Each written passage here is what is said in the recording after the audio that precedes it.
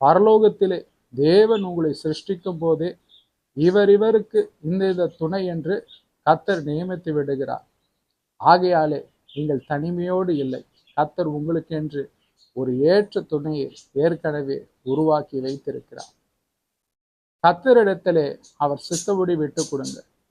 ஏதோ matrimonial portals எல்லாம் இருக்குது, அதை எடுத்து நாம் தேடுவோம் என்று சொல்லி இல்லாமல், காலம் கடந்து விட்டதே என்று சொல்லி அவசரப்படாமல் கர்த்தருடைய சித்தத்தின்படி விட்டு கொடுங்க.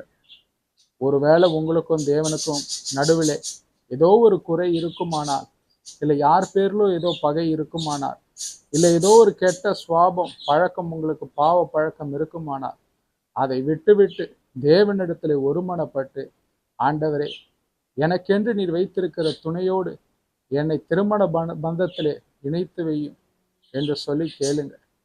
கட்டாயம் கர்த்தர் ஒரு வழியை உண்டு பண்ணுவார். அநேகர் நினைப்பாங்க, என் பொண்ணுக்கு கல்யாணம் பண்ண பணம் இல்லை பிரதர், நகை இல்லை பிரதர், ஒரு வேளை திருமணம் செய்தாலும் அவர்கள் வந்து வாழ்வதற்கு ஒரு சரியான வீடு இல்லை என்று சொல்லி. இவற்றையெல்லாம் ஆண்டவர் பார்த்து கொள்வார். பொருளாதாரம் ஒன்றுமில்லை, வெள்ளியும் பொண்ணும் அவருடையதாய் இருக்கிறது. ஆகையாலே நீங்கள் செய்ய வேண்டியது ஒன்றே ஒன்றுதான்.